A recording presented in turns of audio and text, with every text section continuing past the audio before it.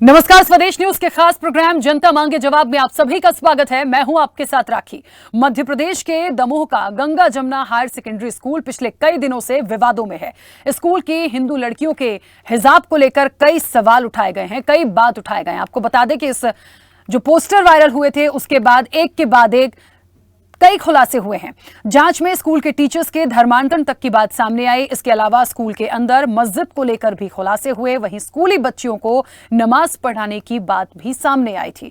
School में हिंदू पक्ष को लेकर कई बात सामने आई है, लड़कियों को लेकर कई बात सामने आई है, टीचर्स का धर्मांतरण हुआ था, इसको लेकर भी कई बात सामने आई थी। आपको बता दें कि जब ये तमाम खुलासे हुए कि अंदर मस्जिद है, उसके बाद कलावा और तिलक लगाने पर प्रतिबंध था, जो टीचर्स हैं उनका धर्मांतरण कराया गया, जब ये तमाम बातें सामने आई थी तो निश्चित तौर पर कई खुलासे हुए हैं। इतना ही नहीं, इस स्कूल को जो लोग संचालित करते हैं उन पर भी, उनके और कहां-कहां साम्राज्य हैं उस पर भी सवाल उठाए गए हैं। हिंदू बच्चों को नमाज, कुरान की आयतें याद करने का होमवर्क भी दिया जाता था। अब इस स्कूल को लेकर एक और बड़ा खुलासा हुआ है। इस बार जो खुलासा हुआ उसे गंगा जमुना के देश तोड़ने की बात सामने आई है। इस स्कूल से भारत का जो नक्शा मिला है वो काफी हैरान करने वाला है। दरअसल भारत के नक्शे के साथ छेड़छाड़ की गई है। इस नक्शे में आधा भारत ही गायब कर दिया गया है और बाकी भारत पर हरा रंग चढ़ा है। आप सोच सकते हैं कि किस तरह की शिक्षा यहां दी जाती होगी। वहीं इसकी शिकायत राष्ट्रीय बाल आयोग ने प्रधानमंत्री कार्यालय से की है। राष्ट्रीय बाल अधिकार संरक्षण आयोग के अध्यक्ष प्रियंक कानूनगो ने पत्र लिखकर पूरे मामले की जांच की मांग की है। वहीं एक बात और निकलकर सामने आई कि इस स्कूल के तमाम चीजें जो सामने आई हैं, इस स्कूल का क्या साम्राज्य था, कितनी बातें थीं, जो लोगो है वो कैसे हुआ, तमाम चीजें जब सामने आई तो निश्चित तौर पर उस पर सवाल खड़े हुए। और सबसे बड़ी बात, इसका खुलासा उस पोस्टर से हुआ था। आप सोचिए कि परिजनों ने कई शिकायत की, तमाम चीज इस पर कही गई थी, बावजूद उसके ये जब सब सवाल बनकर सामने आया है तो कई सवाल और ज्यादा खड़े हो रहे हैं कि इसके पीछे क्या है।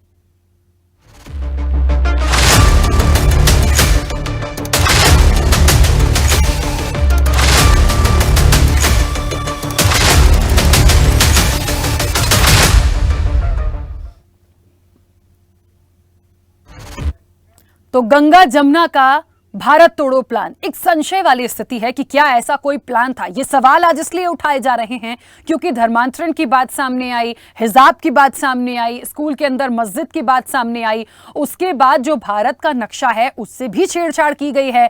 आधे भारत को गायब कर दिया और जो भारत दिखाया गया उसमें हरा रंग चढ़ा है। ये कैसे हो सकता है? शिक्षा के स्कूल में जहां शिक्षा दी जाती है वहां पर ये तमाम चीजें क्या हो रही थी? ये किस तरह का खेल रचा जा रहा था जिसका खुलासा अब सामने हो रहा है? ये पूरा जांच का विषय जरूर है, लेकिन कई सवाल खड़े करता है कि जहां हम इतनी बड़ी कानूनी प्रक्रिया की बात करते हैं, कार्रवाई की बात करते हैं, प्रशासन की बात करते हैं, आखिरकार ये मामला और ये चीजें एक शिक्षा के मंदिर में कैसे चल रही थी? इस चर्चा को मैं आगे बढ़ाऊंगी। हमारे साथ मेहमान जुड़े हैं। सबसे पहले आपका परिचय करा दें। भारतीय जनता पार्टी का पक्ष रखने के लिए गीत धीर जी हमारे साथ जुड़े हैं। गीत जी, बहुत स्वागत। चर्चा में जुड़ने के लिए कांग्रेस की उपाध्यक्ष हैं कविता पांडे जी। कविता जी, आपका भी बहुत स्वागत है। शिवसेना के प्रवक्ता हैं पंडित कन्हैया रामकृष्ण तिवारी जी, आपका भी बहुत स्वागत है। मुस्लिम विकास परिषद के सेक्रेटरी हैं नसीमुद्दीन खान, आपका भी बहुत स्वागत है। और पूर्व डीएसपी हैं रवि अत्रोलिया। रवि जी, आपका भी बहुत स्वागत है। चर्चा की शुरुआत सबसे पहले गीत जी आपसे करना चाहती हूं। मेरी आवाज पहुंच रही है आप तक? जी, आ रही है मुझे आपकी आवाज। गीत जी, मुझे लगता है बहुत ज्यादा इस पूरे घटनाक्रम में बोलने की बात नहीं है। सवाल बस एक ही है कि आखिरकार ये कैसे हो रहा था। इतना एक षड्यंत्र की तरह काम हो रहा था और ये तमाम बातें, इतना दबाव, हिजाब भी करवा लिया गया, पोस्टर भी हिंदू लड़कियों के हिजाब में छापे गए, और वो भी वो लड़कियां जो एक मेरिट लिस्ट में हैं, जो टॉपर्स हैं। अंदर मस्जिद निकल रही है, बहुत सारी चीजें आई हैं। बड़ा सवाल है। सवाल सरकार से ही इसलिए ज्यादा क्योंकि सरकार भारतीय जनता पार्टी की है। देखिए, निश्चित रूप से इस विषय की गंभीर जांच भी हो रही है और जो सामने आए हैं जो तथ्य, उनके ऊपर जो है उसको गंभीरता से लेकर कार्रवाई की गई है। आपने बाल आयोग का जिक्र स्वयं किया था, लेकिन मध्य प्रदेश में ये जो विषय, इसको मुख्यमंत्री जी ने स्वयं जो है संज्ञान लिया है और पूरी विषय जो है उसको सबसे पहले तो तत्काल रूप से जो है वहां पर सील कर दिया गया था, उसके बाद ताकि जांच हो पाए, कोई चीज प्रभावित ना कोई व्यक्ति कर पाए। तभी सारे, जैसे आपने देश के नक्शे की बात करी, और भी कई गंभीर चीजें हैं जो सामने आई हैं। निश्चित रूप से न्याय होगा, और जो इस प्रकार की पट कथा रची जा रही थी, इसके पीछे का असली व्यक्ति कौन है उसको भी नकाबपोश किया जाएगा। यहाँ स्कार्फ के नाम पर हिजाब पहनाया जा रहा था, और कई जगहों से जो है वो मैनिपुलेशंस की गई थी, वो मैनिपुलेशंस भी सामने आ गई, और जनता के साथ में कहीं ना कहीं एक पटकथा, जैसे मैंने आपको बोला ना, पूरी भूमिका बना के और कहीं ना कहीं देश को कहीं ना कहीं तोड़ने की एक बड़ी साजिश रची जा रही थी। तो हमारी सरकार संवेदनशील सरकार है, ऐसा कोई विषय आता है उसे बहुत सावधानी से देखकर हर पहलू की जांच करके असली गुनहगार तक के भी पहुंचना है।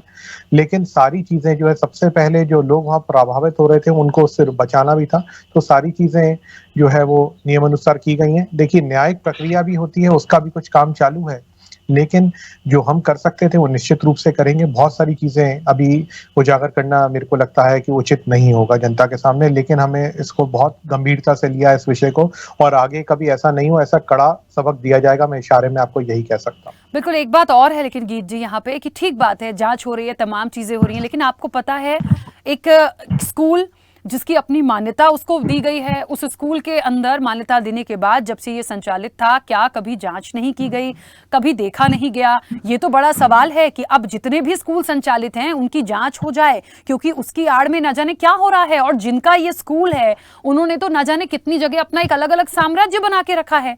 तो कहीं ना कहीं एक बिना किसी संरक्षण के क्या ये संभव है? मैं पूरा ठीकरा आप पर या आपकी सरकार पर नहीं फोड़ रही हूं, लेकिन आप भी जानते हैं कि बिना संरक्षण के इतना बड़ा साम्राज्य ऐसे नहीं बन जाता। राखी जी, आपका जो सवाल है वो बिल्कुल, आपने जो बात कही है बिल्कुल ठीक कही है, लेकिन कहीं ना कहीं देखिए, रणनीति पूर्वक ये जो पटकथा पूरी रची जा रही थी, ये जो है इसको कहीं ना कहीं बड़ी स्ट्रैटेजी के साथ में अंजाम दिया जा रहा था।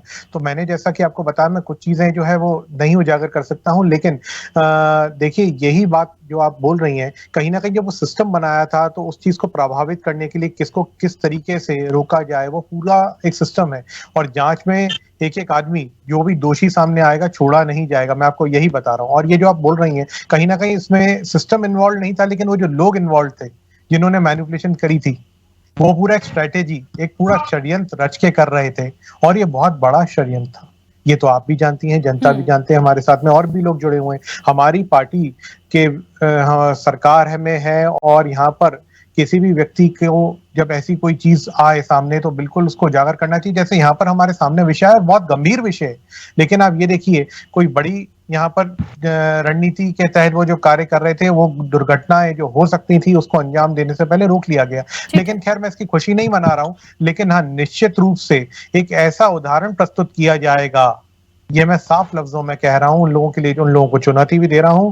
और आगे ऐसा नहीं होगा किसी भी जगह पे, क्योंकि ये कई जगहों पे देखिए, अगर कोई कार्रवाई नहीं हो पाई है, कई जगहों पे कोई चूक हुई है, तो आगे ऐसी चूक ना हो, इसके लिए मैंने आपको बताया जो हम कर सकते हैं वो करेंगे ही। लेकिन यहाँ पर एक उदाहरण प्रस्तुत किया जाएगा, अभी जांच पूरी हो जाए, जो जो व्यक्ति इन्वॉल्व है क्रमशः उनके भी नाम जो है जनता के बीच में लाके उजागर किए जाएंगे, लेकिन ऐसा एक उदाहरण प्रस्तुत किया जाएगा जो कभी नहीं होगा। ठीक है, चलिए, वो तो खैर आने वाले समय में। देखिए कविता जी, थोड़ा सा राजनीति से हटकर, ये तो निश्चित तौर पर देखिए जिसकी सरकार है उसकी जिम्मेदारी थी, तमाम चीजें होनी चाहिए, लेकिन ये विषय ऐसा आया है, वो थोड़ा सा राजनीति से हटकर मैं आपसे जानना चाहती हूं कि ये जो पूरा घटनाक्रम सामने आया, इसके लिए क्या सिर्फ शासन, प्रशासन और सरकार जिम्मेदार है, या फिर जो लोग संचालित कर रहे थे वो जिम्मेदार हैं, या जिन टीचर्स ने दबाव में वहां धर्मांतरण किया है वो जिम्मेदार थे, या जिन बच्चियों को स्कार्फ के आड़ में हिजाब पहनाया जा रहा था, अंदर नमाज और आयते कुरान तमाम चीजें थी, वो सब कराई जा रही थी, वो सब भी गलत है?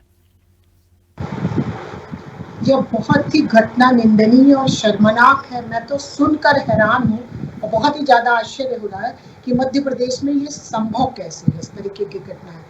भारतीय जनता पार्टी की सरकार, उसकी नाक के नीचे जिला प्रशासन, जिला शिक्षा अधिकारी और तमाम प्रशासनिक आला अधिकारी, खुद शिवराज सिंह मुख्यमंत्री और 18-19 साल से इनकी खुद की सरकार है, और इनके सिस्टम आखिर क्या कर रहा है, मध्य प्रदेश में आखिर चल क्या रहा है, इससे लाभ किसको होगा, और आखिर यह सवाल बहुत प्रासंगिक है। प्रवक्ता महोदय, मैं आपका बहुत देर से प्रवचन बड़े गंभीरता पूर्वक सुन रही थी।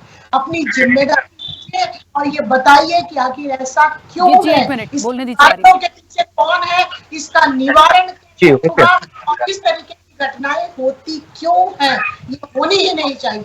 जहां जहां भारतीय जनता पार्टी की सरकारें हैं वहां इस तरीके की घटनाएं, निंदनीय घटनाएं होती है। मैं सर्वसार करने वाली घटना की पुरजोर तरीके से निंदा करती हूँ और भारतीय जनता पार्टी के जो भी नेता की घटनाएं हो उनको पूरी तरह से सजा हो और ताकत के साथ उनका दमन हो और इस गलत घटना का विरोध होना चाहिए, ताकत के साथ होना चाहिए। मैं बार बार कह रही हूँ कि इसमें सवाल पार्टी का नहीं है, मैं इस बात से आपसे सहमत हूँ, लेकिन यदि जिसकी सरकार ऑफिसर है कि इस तरीके की घटनाएं आखिर होती क्यों है और उन बेटियों को क्यों इस्तेमाल किया जा रहा था, और ये पूरी तरह से बंद होना चाहिए। और गलत तो गलत ही होता है, चाहे जो भी करे। तो भारतीय जनता पार्टी को, शिवराज सिंह को इसकी जिम्मेदारी लेके मैं तो यहाँ तक कहूंगी कि इनको इस्तीफा देना चाहिए और मध्य प्रदेश की महिलाओं से, नारी से और तमाम लोगों से माफी मांगनी चाहिए। सुनिए, यहाँ मेरी बात खत्म नहीं होती, आप लड़की की बात होती है तो झाबुआ जिले में जब भी कन्या विवाह योजना हुआ तो आप लोगों द्वारा गर्भ निरोधक में समानता करके आप लोगों को आपने कौमार्य परिवार तो बेटियां और नारी शक्ति आपके लिए बात करने का, बहस का एक विषय हो सकती है, लेकिन कांग्रेस पार्टी के लिए वो बेटियां यत्र नारस्ते पूजन्ते रमन्ते तत्र देवता होती है। नारी शक्ति का पूजन करने की आदत डालिए और जहां बेटियों और नारी के साथ गलत हो वहां ताकत के साथ चढ़े होइए, हम आपके साथ है। और इस तरीके की निंदनीय घटनाएं जो हमें समाज के सामने शर्मसार करती है, दोबारा न हो, इस बात की कोशिश कीजिए। ठीक है कविता जी, गीत जी जल्दी से बोलिएगा, क्या कह रहे हैं? हाँ, जल्दी बोलिए। देखिए, कविता जी ने जो बात बोली है, पहली बात कविता जी मैं आपके माध्यम से जनता को भी बता देता हूं, ये जो स्कूल को जो लाइसेंस मिला था ना, हमारे जमाने में नहीं मिला था। हाँ, निश्चित रूप से हमारी जिम्मेदारी बनती, क्योंकि चल तो अभी हमारे शासन में भी रहा था, और जब 15 महीने आप शासन करके गए थे, हम तो सेवा कर रहे हैं, लेकिन चूक हुई है, ये तो बात सही है कि वहां पर जो है जो चीजें निकली है गंभीर है, उसकी हम जांच भी करवा रहे हैं। लेकिन आप नौशाद के ऊपर क्या करवा रहे हैं? आप बेटियों के लिए इतनी बड़ी बड़ी बातें बोल रहे हैं। आपकी लड़की हूं, लड़ सकती हूं का नारा देने वाली प्रियंका जी कहां गायब हो गई? जब ये नौशाद जो है आप ही की पार्टी का नेता है ना, जब वो एक बच्ची के साथ छेड़छाड़ करता है जिसकी और पॉक्सो का मामला दर्ज होता है, तो ऐसे में इस प्रकार का आचरण रखना एक कांग्रेस के लिए सही नहीं है, क्योंकि राजनीतिक आज का जो विषय है वो एक स्कूल में, शिक्षा के मंदिर में भारत तोड़ने का प्लान, ये सब चीजों पर है।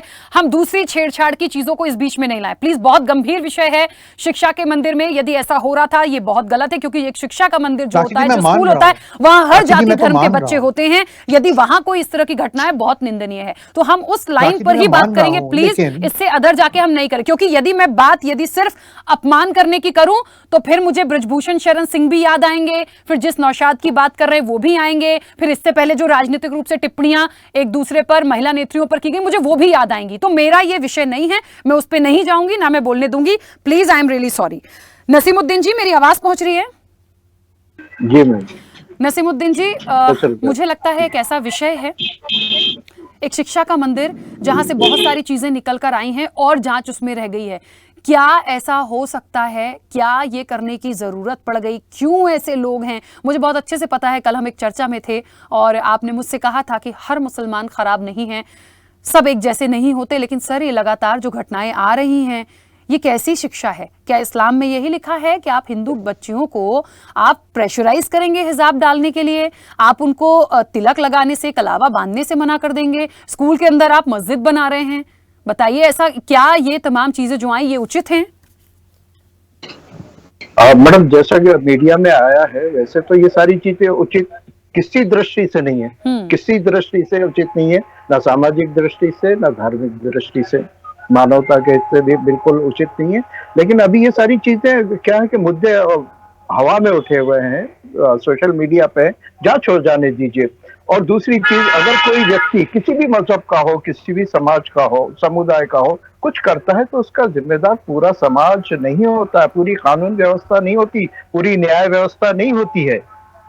और हम 140 करोड़ की आबादी के निवासी हैं यहाँ, अच्छे लोग भी हैं, बुरे भी हैं। बुरे लगातार होते रहते, सदियों से बुरे लोग होते रहे हैं, अपराध होते हैं, तो हमको उसी की दृष्टि से देखना चाहिए। लेकिन अफसोस की बात यह कि एक उम्र हमारी आधी से ज्यादा बीत गई है, लेकिन हम यही देखते हैं कि आरोप प्रत्यारोप लगते हैं। नैतिकता का अभाव है हमारे समाज में, आसपास परिवारों में हो या हमारे जो विद्यालय हो, यहाँ पे नैतिकता का अभाव है। जब भी कुछ घटना होती है, आरोप प्रत्यारोप राजनीतिक पार्टियों पर लगा दिया जाता है, आरोप प्रत्यारोप धर्मों पे लगा दिया जाता है। ये अनुचित है। जब तक हम इनके बीच में रहेंगे ये सुधार नहीं होगा। अपराधी के खिलाफ हिंदू, मुस्लिम, सिख, ईसाई हर भारतीय को बाहर आना चाहिए।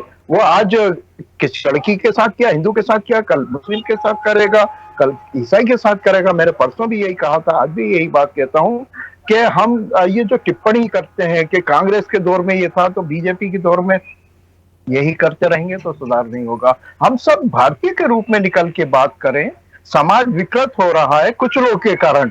ठीक है नसीमुद्दीन जी, लेकिन आप एक बात और कहते हैं, बात करना चाहिए। नसीमुद्दीन जी एक बात आप और कहते हैं हमेशा, मेरी चर्चा में आप जुड़े पहले भी, आपने कहा हमारा कोई ऐसा संगठन नहीं है जो आके इन तमाम चीजों के लिए बगे। उस वक्त पे हम लफ्जियात की बात कर रहे थे।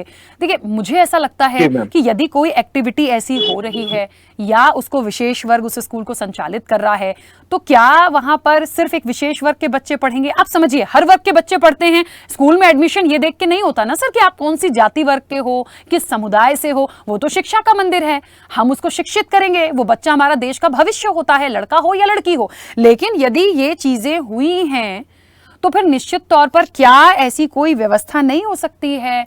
क्या ऐसा संगठन कभी नहीं बन पाएगा कि वो आगे आके ऐसे लोगों को अपने इस्लाम से बाहर कर दे? देखिए जब तक एक्शन नहीं होगा आप लोगों की तरफ से तब तक ये चीजें चलती जाएंगी। मैडम देखिए, यकीन कीजिए कि मैं भी इसके खिलाफ हूँ। जैसे अभी हमारी खाप पंचायतें करती हैं तो कई बार उससे क्या होता है कि अपराधों पे नियंत्रण होता है। जैसे तनख्वाह घोषित कर दिया जाता है, अपराधों पे नियंत्रण होता है। मैं भी इसके फेवर में हूँ क्योंकि निरंकुश हो चुके हैं कुछ समाज, कुछ धर्म के लोग अपराध के मामले में, क्योंकि हम पे नियंत्रण नहीं है। हम भी चाहते हैं कि ऐसा हो, लेकिन जब हम संगठित होते हैं, अफसोस की बात है जब जब मुस्लिम समाज के लोग संगठित होते हैं तो उन पे आरोप लगा दिया जाता है कि ये सिमी देश के खिलाफ जा रहा था, पीएफआई देश के खिलाफ जा रहा था। अरे भाई अभी गहराई में तो जाइए, सामाजिक उद्धार की बात हो रही हो। इतना शंका आ चुकी है इस समुदाय के खिलाफ।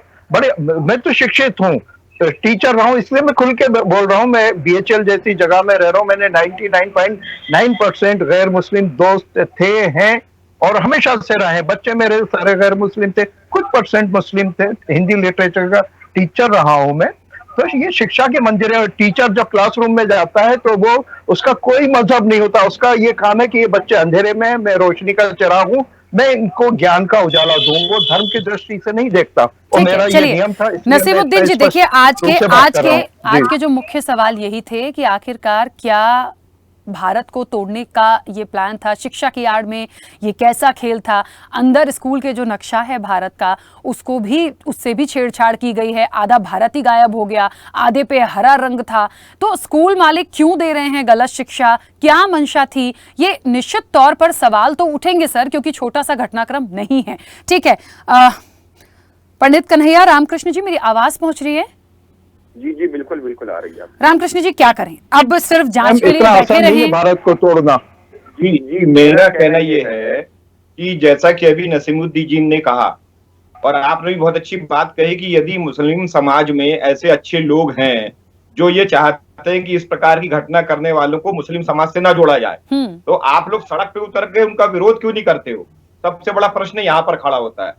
दूसरी बात कि जैसा इन्होंने कहा कि शिक्षा के से जोड़ करके या अन्य किसी भी चीजों से जोड़ करके मुस्लिम समाज को नहीं देखना चाहिए। समस्या ये आ रही है कि आज मुस्लिम समाज के जो अधिकतर महीने 2 महीने के अंदर घटनाक्रम पूरे देश में हो रहे हैं, उसमें मुस्लिम समाज को भारत देश से समस्या क्या है, चिंता का विषय ये है। आज भारत का मुसलमान जितना भारत में सुरक्षित है उतना पाकिस्तान और अफगानिस्तान में सुरक्षित नहीं है। लेकिन उसके बाद भी देश तोड़ने जैसी साजिशें जो संगठन के लोग कर रहे हैं वो चिंता का विषय है कि आज मुस्लिम समाज में इस प्रकार की, चाहे वो शिक्षा को लेके हो, चाहे लव जिहाद को लेकर के हो, चाहे अन्य जो भी सामाजिक गतिविधियां उनको लेकर के ऐसा किया क्यों जा रहा है। सबसे बड़ा प्रश्न यहाँ खड़ा होता है कि मुस्लिम समाज को जो भारत को अपना कहता है तो वो अपना मान कहाँ रहा है? वो कह बस तो रहा है, मान ही नहीं रहा है अपने इस देश को। पूरे समाज पे उंगली मत उठाइए, कुछ लोग कर रहा है। आधा भारत गायब, आधा ये, आधा क्यों कर रहा है? वो उसको मानसिकता सब पूरे समाज भारत में रहने वालों से समस्या क्या है? सबसे बड़ा प्रश्न चिन्ह ये खड़ा होता है। अच्छा, अभी नसीमुद्दीन जी कह रहे हैं कि हमें ऐसे जो मुस्लिम समाज के लोग हैं जो बदनाम हो रहे हैं, तो उनको सड़क पे आना चाहिए, उनको ऐसी चीजों का विरोध करना चाहिए, चाहे वो लव जिहाद हो, चाहे गौवंश की हत्या हो, चाहे धर्मांतरण हो, चाहे देश विरोधी गतिविधियां हो, चाहे आतंकवादी गतिविधियां हो, जैसा अभी आपने देखा अमरनाथ में घटना घटी। ये सब चीजों के लिए आप बोलने सामने क्यों नहीं आते हो? आप लोग सिर्फ न्यूज चैनल में बोल करके और फिर चले जाते हो। आप लोग उसको लेकर के अपने कोई कार्यक्रम बनाइए, कोई योजना बनाइए, जैसा अभी राखी जी ने कहा वैसा उस प्लान को आप चरितार्थ करिए ना। आप लोग सिर्फ बोल करके उसको समाप्त क्यों कर देते हैं? ठीक है, सर आप क्या होता है, आप बांटिए मत, हम और आप एक हैं, हम सबकी पीड़ा है कि हम मिलके क्यों ना करें काम। आप हर जगह बांटते हैं, ही कम होती है। ठीक है नसीमुद्दीन जी, वो जो कह रहे हैं, आप कह रहे हैं कि हम और आप एक ही हैं, सब चीजें हैं, लेकिन बात यही उठ रही है कि मैं कह रही हूं आप जैसे सोच के, आप एक टीचर हैं, आप जैसे सोच के यदि ऐसे लोग हैं तो वो आकर इस पर स्टैंड लें, एक संगठन बना लें, अपनी बात को रखें तो कि ऐसे लोगों पर हम कार्रवाई करेंगे। एक पहल तो दिखे, वो पहल नहीं दिखती सर, इसलिए सवाल उठता है। मैडम थोड़ा सब्र कीजिए, देखिए कब तक सर कितना सब्र? नहीं, वहाँ जांच तो हो जाने दीजिए मैडम, जल्दबाजी में हमेशा खेल बिगड़ते हैं। अच्छा मुझे बताइए, जांच चल रही है, आपको पता है ये चीज कहाँ से शुरू हुई? एक पोस्टर से वो चीजें आई जिसमें वो टॉपर्स बच्चियां थी, वो हिजाब में आई, उनका नाम हिंदू है। जब इसकी जांच कराई गई तो पता चला वो हिंदू बच्चियां थी। उसके बाद स्कूल के अंदर जाया गया, पता किया गया, पेरेंट्स से बात हुई तो वहां मस्जिद भी मिल गई। उसके बाद जब पूरे बयान हुए, खुलासा हुआ तो पता नहीं क्या क्या। जब इतना कुछ हो गया उसके बाद भी अब हम और इंतजार करें? नमाज पढ़ने की जगह को मस्जिद नहीं कहते। अगर कोई एक जगह लोग इबादत कर रहे हैं तो मस्जिद मत कीजिए। उन्होंने भारत का नक्शा काटा है, उनको हिंदुओं से इतनी समस्या। सर काटा नहीं है, वो नक्शा मेरे पास भी आया है, सुन लीजिए वो नक्शा आपको इसलिए बुरा लग रहा है। अरे जनाब सुन लीजिए, आप उस हमें नकारात्मक रूप से नहीं देखना चाहिए। यही नक्शा मैंने तो बीच में बोला नहीं सर, नहीं बोला। आप अपने समय पे बात करिए, अभी हम अपना पक्ष रख रहे हैं, अभी हमें अपना पक्ष रख लेने दीजिए। हमारा सिर्फ इतना कहना है कि जब गंगा जमुना जैसा जो स्कूल बनाया गया है तो आप नाम से धोखा क्यों दे रहे हैं आम हिंदू समाज को या शासन प्रशासन को? ये भी इसके खिलाफ भी कार्रवाई होनी चाहिए। हमें जानकारी मिली है कि गंगा जमुना के नाम से इनके कुछ प्रोडक्ट्स भी निकल रहे हैं, कुछ इनकी अन्य गतिविधियां भी हैं जो जांच के घेरे में होनी चाहिए। बिल्कुल हैं और निश्चित तौर पर उन पर भी जांच की जाएगी। ठीक है रवि अत्रोलिया जी, मुझे ऐसा लगता है जांच का विषय सिर्फ यहीं तक नहीं है, वो तो होगी ही सर। हर विषय में जब भी कोई क्राइम होता है, जो कोई भी ऐसी XYZ चीजें होती हैं तो उस पर जांच ही होती है। लेकिन जब जांच में एक पोस्टर के बाद जब वो चीजें खुलती हैं, एक दो तीन चार बहुत सारी चीजें उसके बाद निकल कर आई हैं, क्या तब भी हम इसलिए बैठे रहें कि अभी और जांच बाकी है? हम स्टैंड नहीं लें, बातें नहीं करें?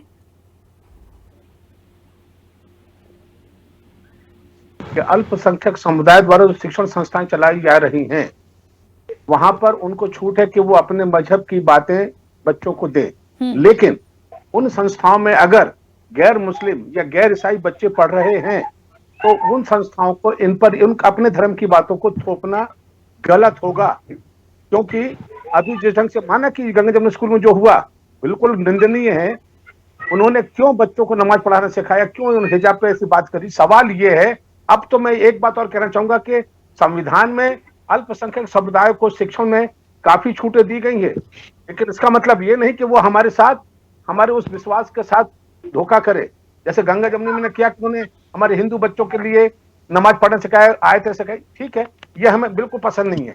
मैं तो एक बात और चाहूंगा कि अगर इस जांच का दायरा मदरसों या ऐसी स्कूलों में या ईसाई समुदाय के स्कूलों में भी इस बात की हमें पुष्टि कर लेना चाहिए कि उन संस्थाओं में वो हमारे जो हिंदू बच्चे वहां पढ़ रहे हैं, बच्चियां पढ़ रही हैं, उनके लिए भी वो अपने धर्म की बातें तो नहीं सिखा रहे हैं। क्योंकि ये एक प्रकार का, मैं ये कहूंगा कि ब्रेन वाश की पहली शुरुआत हो जाती है बच्चे के साथ।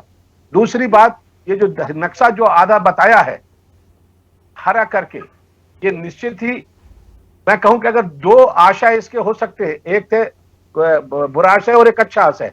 अच्छा आशय अगर इस लिहाज से हो सकता है कि हरा भरा भारत दिखाया, हिमालय दिखाया, मगर इस संस्था के द्वारा जो इतना संदिग्ध बन चुकी है, जिसकी जांच गहराई से होना जरूरी है, उनके द्वारा ये नक्शा पेश किया जाना उनके दुराशय को स्पष्ट करता है। मैं स्पष्ट शब्दों कह दूं कि ये हरा रंग करना और हो सकता है हरियाणा का प्रतीक हो, लेकिन संस्था जिस ढंग की गतिविधियां कर रही है उससे स्पष्ट होता है कि ये नक्शा किस प्रवृत्ति का है।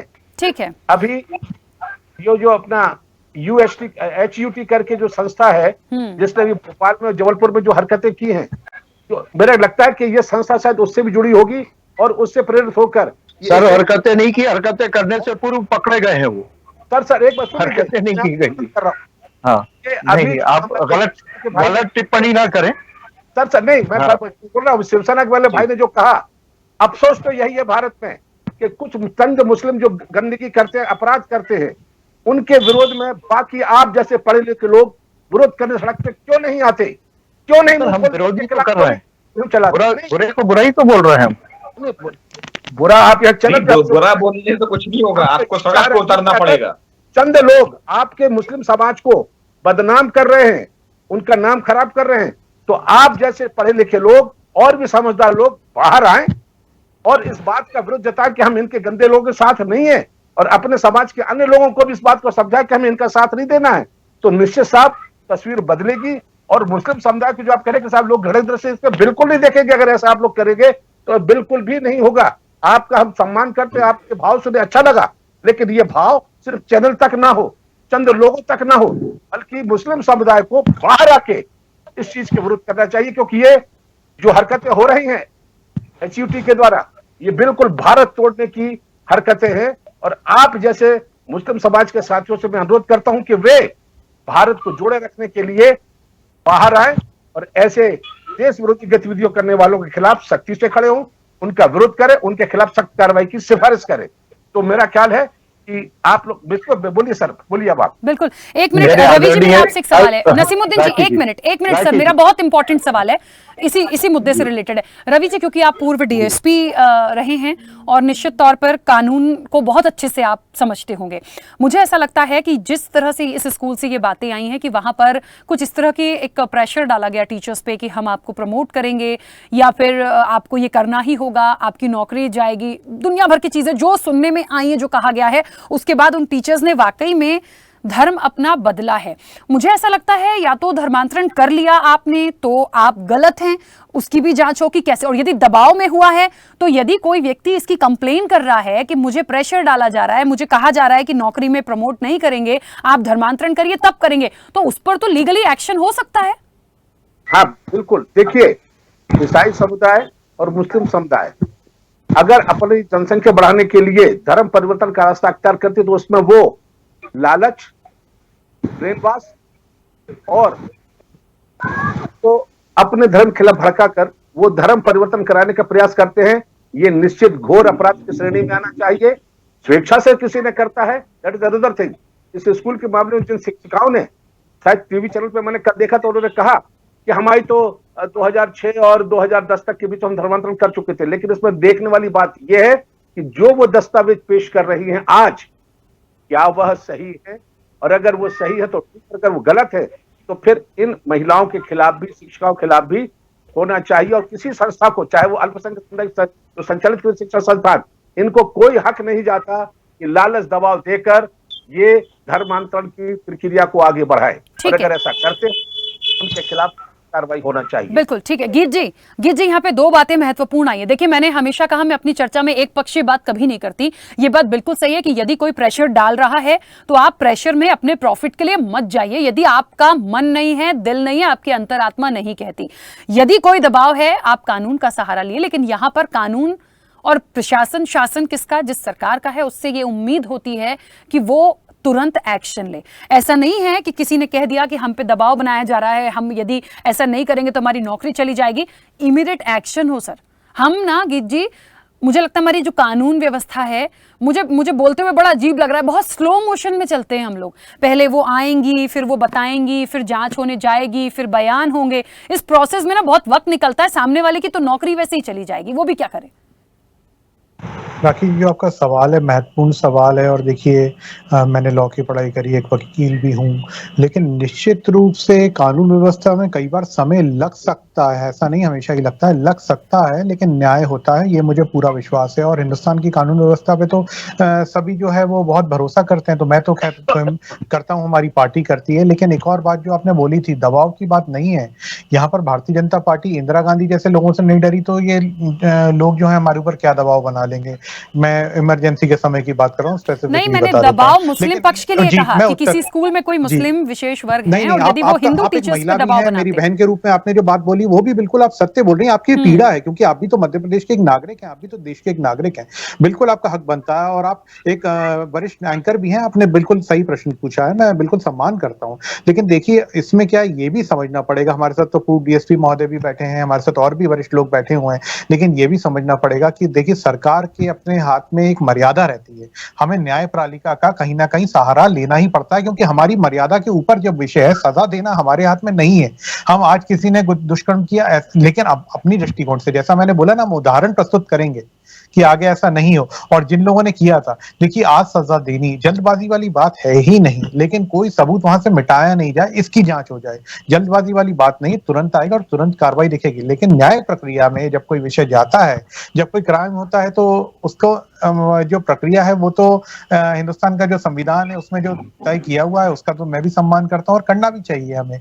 तो उसके तहत जो हमारी कार्रवाई वो हम करेंगे, जो हमारे दायरा है, जो हमारी सरकार के अंतर्गत हम भारतीय जनता पार्टी की तरफ से मतलब जो हम कर सकते हैं वो निश्चित रूप से करेंगे। पहले भी किया, बुलडोजर चला है, चाहे हिंदू हो, चाहे मुसलमान हो, चाहे सिख हो, चाहे ईसाई हो, ये नहीं देखते, हम तो सनातन धर्म की बात करते हैं, सभी धर्म हमारे लिए समान है। देखिए लव जिहाद की बात हो या दूसरी बात हो, जैसे वहां पर अभी मस्जिद की बात हो रही थी, तो नमाज पढ़ने के लिए जो है वो मस्जिद नहीं बोला जाता। देखिए लोग इकट्ठे हो रहे हैं, सब दिखा है वहां पर क्या है क्या नहीं है। खैर मैं डिटेल में इसमें नहीं जाऊंगा क्योंकि मैं किसी का निरादर नहीं करना चाहता, लेकिन जो भी विषय, जैसे नसीमुद्दीन जी ये भी बोल रहे थे नक्शा आया साहब है तो चाहिए, और अब जांच जब हो रही है तो निश्चित रूप से सामने आ जाएगी, तो कार्रवाई के लिए भी तैयार है। और हम तो ऐसा उदाहरण प्रस्तुत करेंगे कि दूसरों की रूह कांपेगी, आगे आत्मा कांपेगी करने से पहले।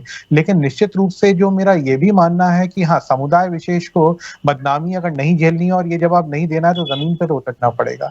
और किसी का ध्रुव सक्सेना को क्या फांसी पे चढ़ा दिया आपने? बात हो जाए आप बिल्कुल बोलिएगा, मैं तो संयम से सुनूंगा आपकी बात जी। और देखिए आप तो एक शिक्षक रहे, आप भी जब बच्चों को समझाते होंगे, आपने खुद बोला, और शिक्षक की तो अपनी एक बड़ी जो है नजीर की बात कर रहे हैं ना, नजीर की बात है, तो ध्रुव सक्सेना जैसा देशद्रोही जो पाकिस्तान को कर रहा था उसको क्या सजा दी?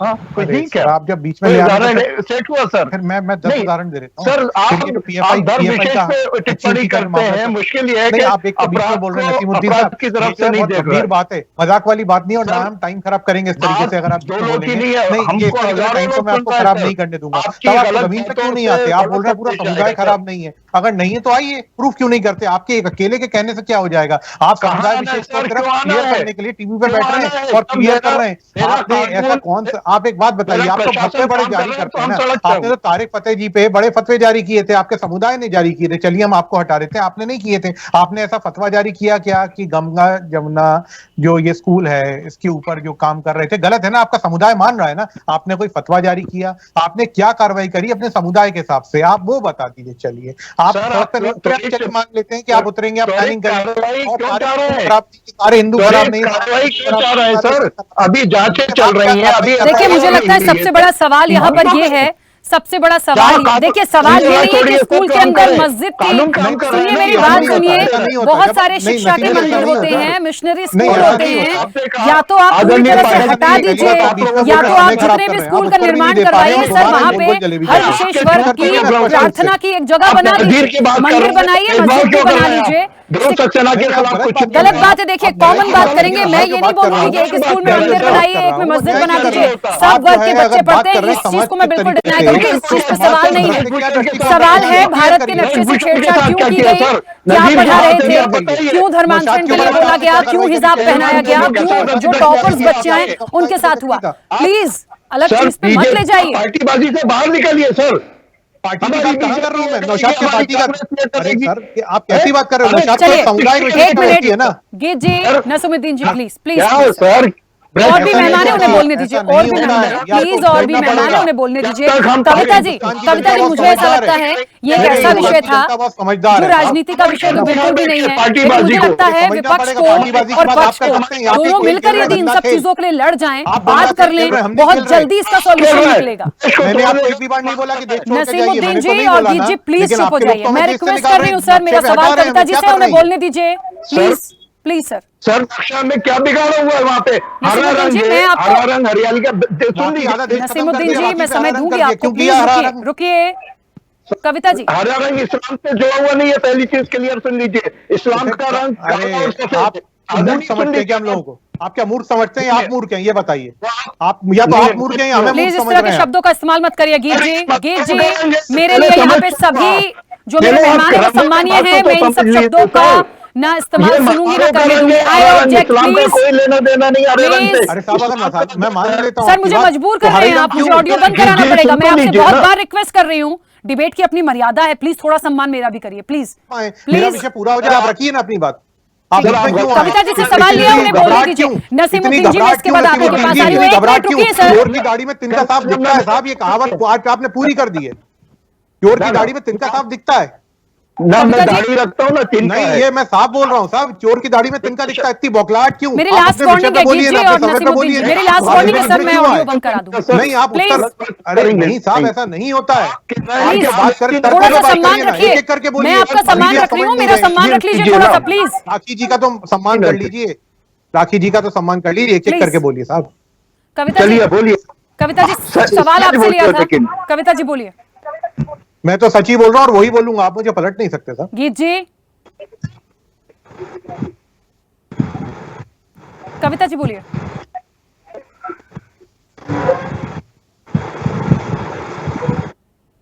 वॉइस कनेक्ट नहीं हो रही है। मेरी आवाज पहुंच रही है कविता जी? आपकी आवाज मुझे आ रही है। अब हाँ बोलिए।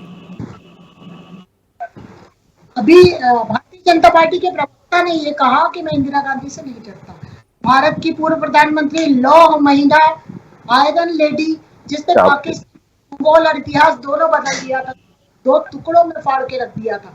आज जब इनसे मध्य प्रदेश का प्रशासन और शासन संभल नहीं रहा है, तब ये इंदिरा गांधी को याद कर रहे हैं। धन्य हो महाराज, बहुत बहुत हम बात सुनकर दंग रह गए कि और दंग रहना भी चाहिए। और दोबारा से बोल रहा हूँ, इंदिरा गांधी नहीं डरा पाई हमें, तो आप क्या डराएंगे? गीत जी सच के साथ बोलिएगा, भरपूर समय दिया, बोलने दीजिए। झूठ के पहाड़ पे बैठे हैं साहब आप लोग। सर फिर आप क्यों जी, आप कौन सा नीचे बैठे? हम तो न्याय कर रहे हैं।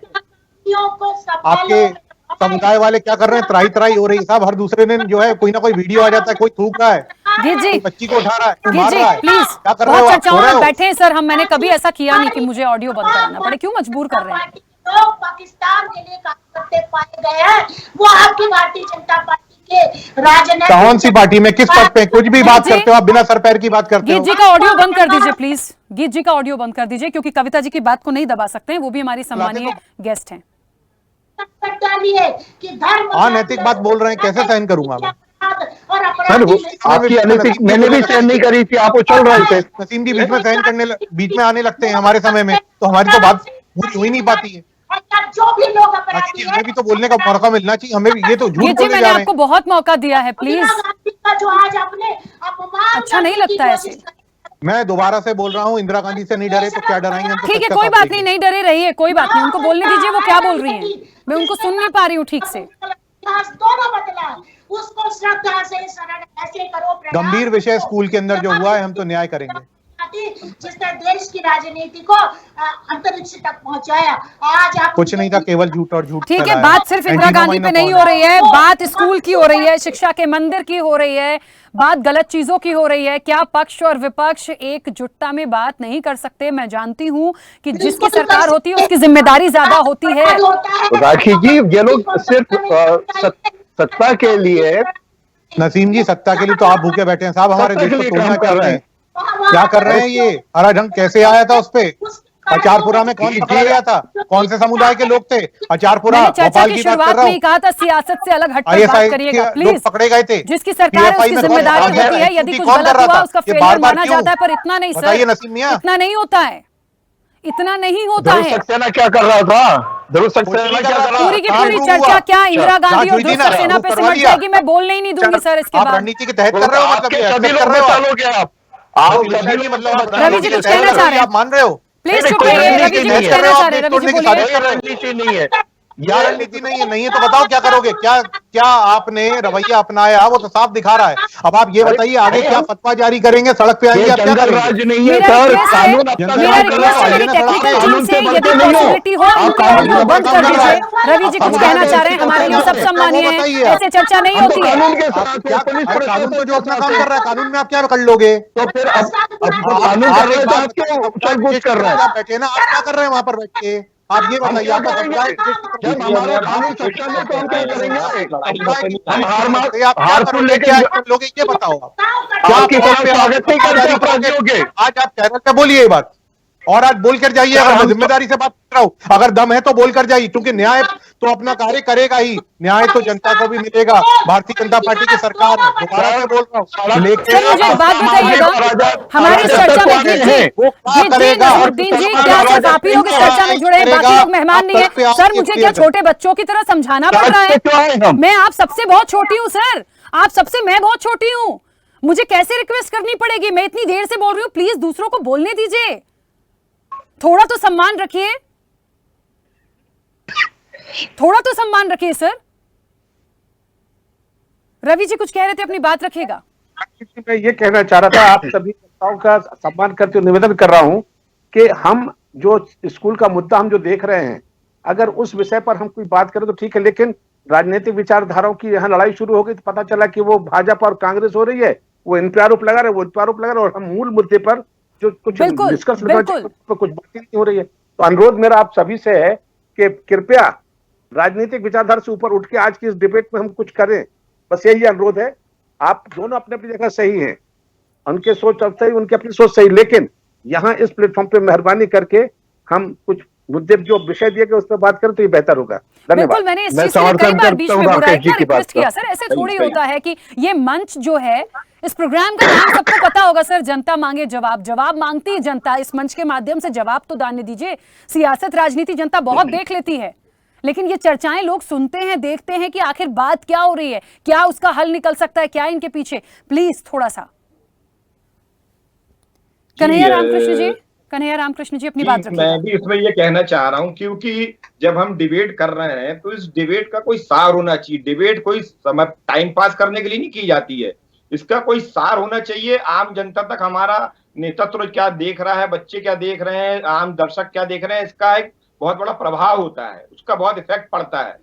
मैं सीधी काम की बात ये कहना चाहता हूं कि अभी जैसा हमारी राखी जी ने कहा कि अल्पसंख्यक का दर्जा ही समाप्त कर देना चाहिए, जैसा भी रवि जी ने भी कहा था कि अल्पसंख्यक जो है, अल्पसंख्यक का दर्जा कितने % तक लोगों को दिया जा सकता है, ये एक जांच का विषय है कि इस % तक। लेकिन आज अल्पसंख्यक के दायरे में कौन कौन आ रहा है, ये एक अलग मुद्दा है। लेकिन आज चाहे मुस्लिम समाज हो, चाहे क्रिश्चियन समाज हो, ये सब अल्पसंख्यक के दायरे से बाहर आ चुके हैं।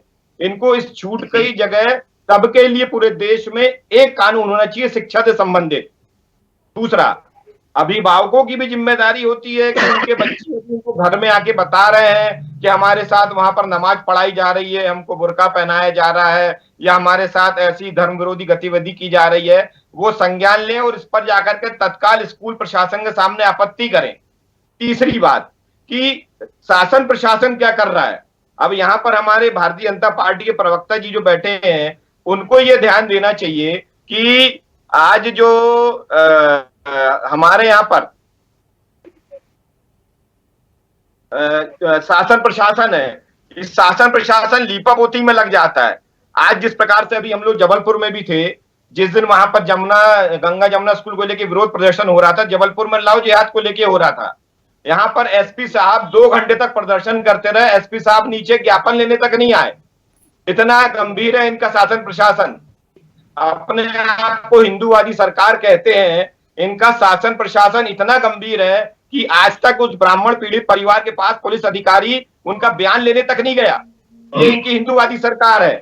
यहाँ जांच की बात हो रही है, शासन प्रशासन की जवाबदारी की बात हो रही है। अब यहाँ शासन प्रशासन के ऊपर जब बात आती है तो गंगा जमुना स्कूल के लिए ही 3 घंटे के अंदर वहां के कलेक्टर एसपी साहब ने यहाँ पर कुछ नहीं हो रहा है ऐसा आदेश जारी कर दिया था। उसके बाद जब बजरंग दल के कार्यकर्ताओं ने, अन्य हिंदुवादी कार्यकर्ताओं ने, खुद भारतीय जनता पार्टी के लोगों ने जब विरोध प्रदर्शन किया, तब जाकर के बात इतने ऊपर तक गई। सीधी बात ये कलेक्टर और एसपी महोदय के पास आती है कि जब कोई आपसे शिकायत कर रहा है उसको गंभीरता से लेते हुए और उसकी समयावधि निश्चित करें कि 5 दिन 7 दिन के अंदर हम उसको तय करके दोषी करार के उस पर तत्काल कार्रवाई करेंगे।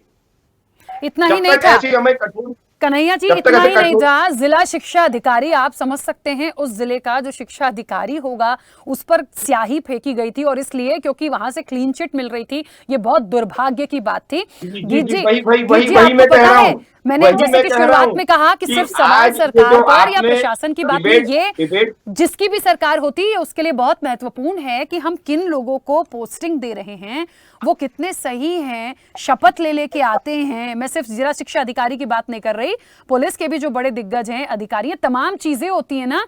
हम एक कहते हैं ना कि किसी भेदभावपूर्ण काम करेंगे, बात करेंगे, वहां पर लेने के तमाम चीजें होती हैं। उसके बाद आप बताइए कैसे क्लीन चिट दे दी? पहले क्लीन चिट दे दी, जब बवाल बढ़ा उसके बाद हम इन सारी चीजों पे आज बात कर रहे हैं।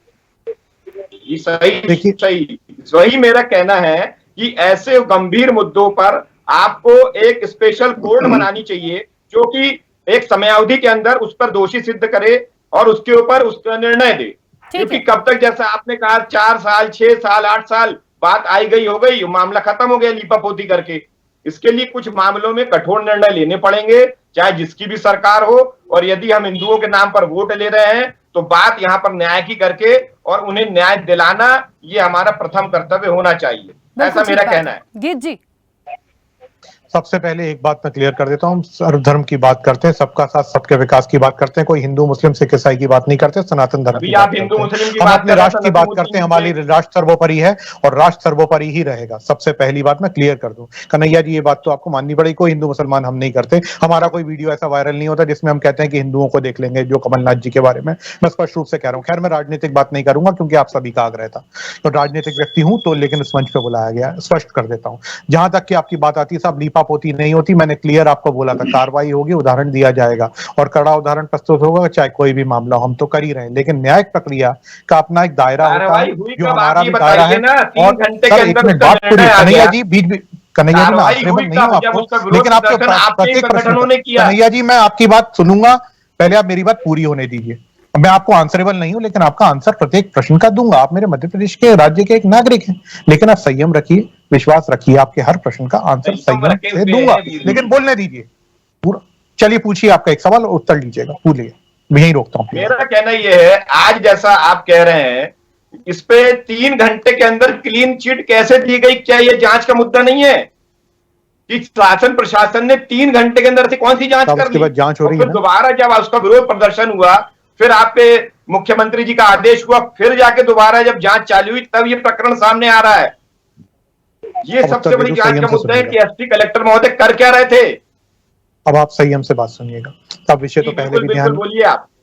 विषय तो पहले भी ध्यान में आ गया था, जांच चल रही, लेकिन हर चीज दिखा के की जाए ये भी आवश्यक नहीं है। आपको लगता है कि आपने धरना प्रदर्शन, एक सेकंड साहब, आपको लगता है आपने धरना, आप सुन भी नहीं रहे हो कन्हैया जी, मैं चुप हो जाऊंगा, मैं उत्तर नहीं दूंगा। मैं सब्जी मंडी में नहीं खड़ा हूं और मेरा कहना है कि आप भी सब्जी मंडी में नहीं खड़े, इसलिए संयम से उत्तर लीजिए। मैं एक जिम्मेदार व्यक्ति हूं, जिम्मेदारी से बात कर रहा हूं आपसे, आप भी जिम्मेदारी से उत्तर लीजिए। आपने प्रश्न पूछा है ना, तो मेरा सीधा सा कहना है आपसे कि आपको लगता है कि सिर्फ धरना प्रदर्शन करने के बाद में कार्रवाई हुई, आपकी गलतफहमी है साहब। कार्रवाई तो वैसे भी होती, कोई क्लीन चिट की बात नहीं थी। आपके पास ऐसी चीजें कहां से आ जाती हैं और आप इस प्रकार के प्रश्न कैसे कर रहे हैं, मुझे तो मालूम नहीं। लेकिन हाँ, निश्चित रूप से ऐसा कोई भी विषय आता है, छोटे से छोटा विषय आता है, यहाँ बहुत संवेदनशील मुख्यमंत्री हमारे, प्रत्येक चीज को बहुत गंभीरता से लिया जाता है और बहुत कठोर कार्रवाई की जाती है। और ऐसा ही नहीं, मैं आपको एक उदाहरण के रूप में और भी चीज बता देता हूँ। बिलावांग स्कूल था, वो भी एक समुदाय विशेष का एक व्यक्ति चलाता था, क्या कार्रवाई हो गई थी, उसको रास्ता करने की बात हो गई थी। जब सारी चीजें पारदर्शिता के साथ में आई और न्यायिक प्रक्रिया से भी उसको जो सजा मिली वो भी जनता तक के पहुंचाई गई थी।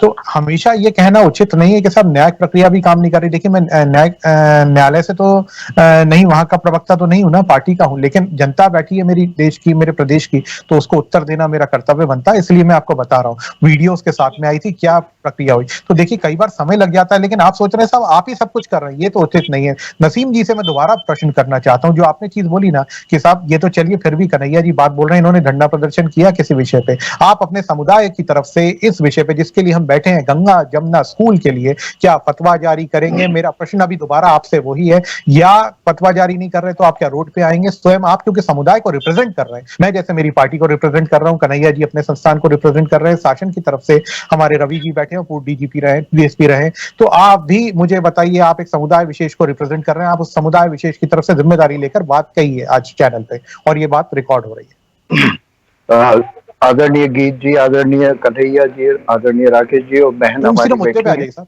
और राकेश जी, हाँ बिल्कुल सर, मैं क्या बोलता हूँ, अच्छे शब्दों का उपयोग कर लीजिए कम से कम। हम जो भी फतवा दूंगा हमारे मजहबी उलेमा देते हैं। अब जो उनके सोचने का विषय है कि इस विषय पे फतवा देने, देखिए फतवा हुआ इस चीजों से मैडम इको हो रही है। मुझे लग रहा है कुछ नेटवर्क इशू है, आपकी भी आवाज मुझ तक। अरे क्या यार, जी आपकी बात में आप जो चाहते हो वो मैं आपके मेरे मुंह से बुलवाना चाहते हो। आप पहले क्लियर तो सुन लो। आप क्या करेंगे सिर्फ तो मुझे बोलने तो दीजिए जनाब, फतवे का मायने क्या होता है पहले आप वो तो समझ लीजिए। नसीमुद्दीन जी बोलिए। आप मुझे सुन लीजिए ना जनाब, मुझे सुन तो बोलिए सर, जल्दी से कंप्लीट कीजिएगा। राखी जी इको हो रही है आवाज। चलिए, मुझे लग रहा है कुछ टेक्निकल इशू है। ठीक है, मैं एक बार दोबारा आपको कनेक्ट करवाती हूँ क्योंकि समय भी कम बचा है। कविता जी अपनी बात जल्दी से रखिएगा। चलिए, कविता जी शायद डिस्कनेक्ट हो गई हैं। रवि जी कुछ कहना चाहते हैं? हाँ, मैं देखिए एक बात और, जैसे अभी हमारे गीत जी बात कर रहे थे, वही मैं दोहराना चाहता हूं कि इंदौर में एक घटना हुई थी जिसमें एक बच्ची को बेरहमी से मारा था।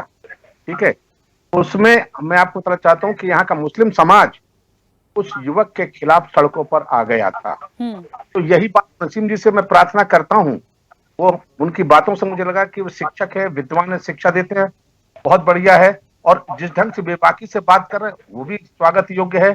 तो मैं चाहूंगा कि वो कुछ ऐसा माहौल बनाए कि जिससे प्रदेश में ये संदेश जाए कि जो गलत कार्यों में लिप्त हैं, गंगा जमुना स्कूल जैसे या HUT वाले जो हैं, ऐसे लोगों की गतिविधियां प्रदेश में चल रही हैं, तो मुस्लिम समाज की ओर से आप थोड़ा सा बीड़ा उठाएं, लेकिन 10 लोगों को लेकर आप निकलिए बाहर अपने समाज के जो आपके फेवर में चल रहे हो। मैसेज तो जाए कि मुस्लिम समाज अपने ही समाज के राष्ट्र विरोधी या गलत कदम अपराध करने वाले लोगों के साथ नहीं है। मैं निश्चित कह रहा हूं कि वो पूरा कोई भी धर्म के कोई भी लोग हों, सब बुरे नहीं होते हैं, चंद लोग बुरे होते हैं, चंद लोग अपराध करते हैं और बदनाम पूरी कौम होती है। तो ऐसे हालत में ठीक है रवि जी, मैं बीच में रोकूंगी क्योंकि समय भी हो गया है। निश्चित तौर पर ये बहुत गंभीर और बड़ा विषय था, सभी लोगों की अपनी राय यहाँ पर आ गई है। कुछ कहना चाह रहे थे नसीमुद्दीन जी, लेकिन सर दोबारा से कनेक्ट नहीं हो पा रहे हैं, आवाज आपकी ठीक नहीं थी। हम फिर कभी इस चर्चा पर बैठेंगे, लेकिन निश्चित तौर पर बहुत बड़ा ये मामला है और निष्पक्ष जांच की बात की जा रही है। जांच चल रही है, लेकिन मुझे लगता है देरी ना करते हुए जल्द से जल्द तमाम चीजें सामने आनी चाहिए, और इससे भी बड़ी बात कि कैसे इन चीजों को रोका जाए, ये बड़ा सवाल है। आप सभी का बहुत शुक्रिया इस चर्चा में जुड़ने के लिए। तो निश्चित तौर पर देखिए, गंगा जमुना स्कूल शिक्षा का मंदिर जिसको कहा जा रहा था, वहां से एक पोस्टर के बाद इतनी चीजें निकली हैं कि बस समझ लीजिए कि परतें खोलती चली गई। बड़ा सवाल है, ना तो आप किसी पे धर्मांतरण का दबाव बना सकते हैं, ना हिंदू लड़कियों को हिजाब पहना सकते हैं। कानूनन रूप से बिल्कुल गलत है। पहले क्लीन चिट होती है, बाद में तमाम चीजें आती हैं जो कई सवाल सरकार और प्रशासन पे भी खड़े करती हैं। बहरहाल सबकी राय आई है, अब आने वाले समय में देखते हैं कि कौन कितना सच्चा और कौन कितना झूठा था। जनता मांगे जवाब में इतना ही। बने रहिए स्वदेश न्यूज के साथ, सबसे पहले देश।